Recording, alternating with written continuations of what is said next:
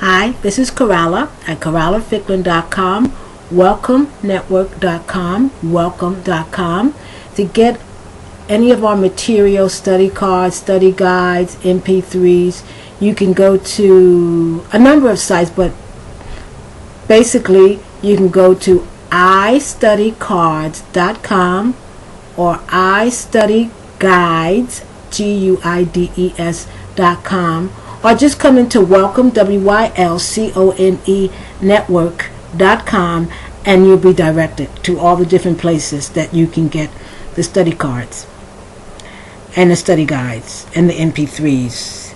And even embedded in the different pages are the videos. So you don't have to always go to YouTube for these videos. You can also come to our website. So I'm talking about minimum pairs, and I've done minimum pairs on B versus V, and that's basically for people who pronounce the B and the V the same. A lot of that is Spanish, especially Mexican Spanish, but I'm pretty sure Spanish of other parts of Latin America. Okay, I've done minimum pairs on CH versus SH, which I think is especially interesting, because sometimes the CH does have the pronunciation of the SH, but that's in very particular situations, very particular words. Now I'm going to do a pronunciation that maybe for most people it's not going to be difficult, but for people who speak maybe languages, maybe in Asia versus in Latin America or in Europe, the problem in distinguishing and being able to say the difference between being able to say L versus R. And you can see all these words, it's basically the two letters are made in the same place in the mouth. R versus L. And one usually is aspirated, that is, the air comes through, aspirar, the air comes through, and the other is usually no air comes through. So L, R, L, R.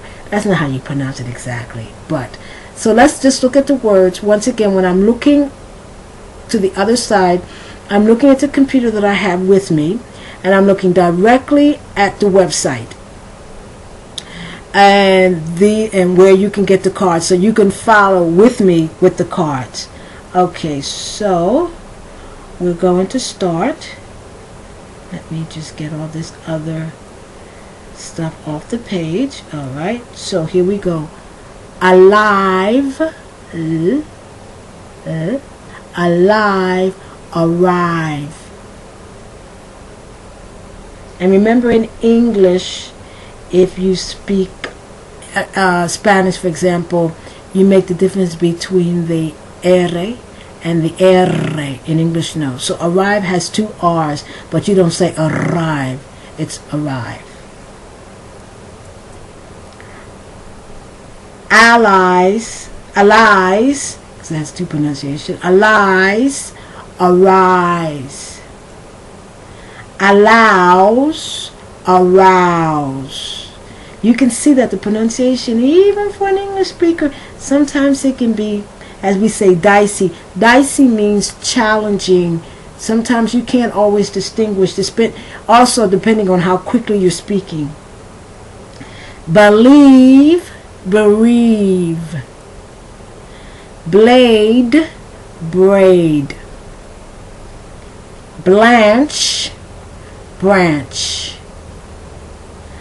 Bland, brand. Bled, bread.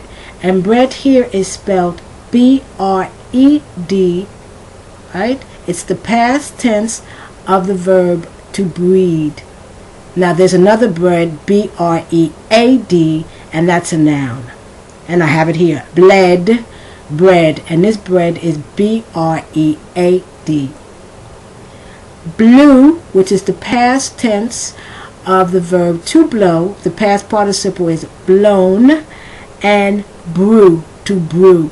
But also a brew in more slang English or idiomatic English is also a noun. You know, I'll take a brew. That's it. I'll take a glass of beer. Blight, bright. Blink, and this is the blink. You see what I do? You see what I'm doing with my eye? Blink. And brink. Brink is right on the edge of something. Bloke, which is British English, which is a man. We don't say that in American English, but it's English. It's British English is where the language started. And broke.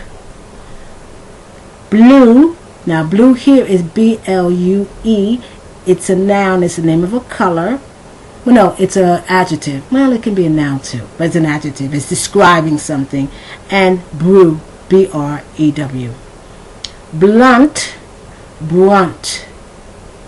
Blush, brush. Clam, clam. Clamp, cramp. Clash, crash. I'm looking to make sure I don't go over my time. Clue, crew. I don't know if you ever heard of that movie, Clueless. That less negates the word that comes right before it. So to have a clue means to understand, somewhat, or to have some information that helps you to understand. But if you're clueless, that means you don't get it, you don't understand at all. Okay, once again I'm looking. Climb, crime. Now interesting, let me make sure I don't go over my time. Climb, C-L-I-M-B. Yes, and it rhymes with crime, C-R-I-M-E. Now crime is C-R-I-M-E, but climb is C-L-I-M-B. But the B is silent. The B at the end of a lot of words, not all, but at least some words, okay? Like plumber, like the person who fixes the pipes. It ends, well, it's B-E-R, but you don't say plumber, it's plumber. So C-L-I-M-B, the B is silent, so it rhymes with crime. Climb, crime. Okay. Cloak, croak. Close, close, crows. Now the reason I had a little bit of problem there is that when you see C-L-O-S-E, you really don't know how to pronounce it because it has two pronunciations. It's a homograph. C-L-O-S-E can be pronounced close, like near, or close to shut. Okay? It's all according how you pronounce the S. Is the S pronounced like the S, close, or is the S pronounced like a Z, close? Cloud, crowd. Clutch, to clutch something is to hold it very close to you. Clutch or crutch. Elect, erect. Flail, frail. Now you can follow me. I'm doing this directly from the study cards that you can get at istudycards.com, istudyguides.com. Everything is for free. Flame, frame.